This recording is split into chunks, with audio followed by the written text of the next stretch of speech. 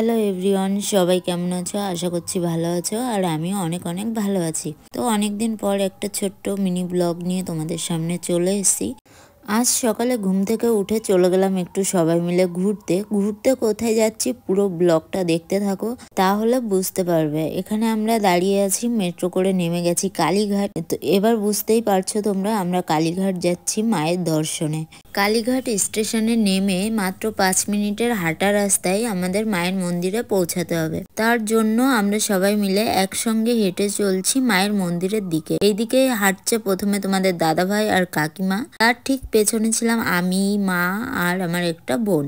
অনেক দিনের ইচ্ছা ছিল যে কালীঘাট মায়ের মন্দিরে যাব, মায়ের দর্শন করব, বাট মা আজকে সেই ইচ্ছাটা পূরণ করলাম, মায়ের দর্শন পেলাম। বাট ভেতরে কোনো ভিডিও বা ফটো তোলার নিয়ম নেই। তো যেতে যেতে দেখছি এখানে একটা রাজহাঁস ঘুমোচ্ছে, তাকে বিরক্ত না করে আবারও সামনের দিকে হেঁটে চললাম। চলো পুরো ব্লগটা দেখতে থাকো আর সঙ্গে থাকো।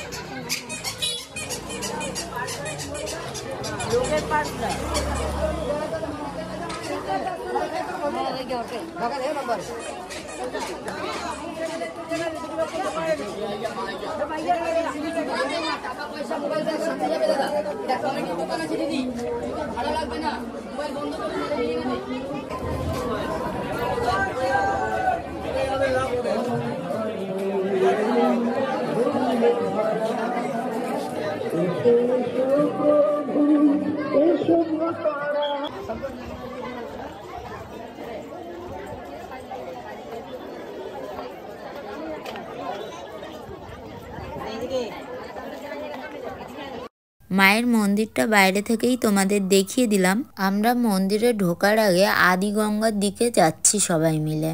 আদিগঙ্গায় জল ছিটিয়ে ওখান থেকে আবার পান্ডা ধরতে হবে। তো আমরা পান্ডা ধরে তারপর যাব মন্দিরে। এখানে এমনই সিস্টেম, তুমি পুজো দিতে পারবে না পান্ডা না ধরলে, তোমার ওই বাইরে থেকে ঘুরে চলে আসতে হবে। তার জন্য ওই যে পান্ডাটাকে দেখতে পাচ্ছ, ওনাকেই ধরেছি আমরা। ধরে এবার মন্দিরের দিকে যাচ্ছি। তো মন্দিরে ক্যামেরা, ফোন কোনোটাই অ্যালাউ নেই বলে আমি তোমাদের আর কিছু দেখাতে পারিনি।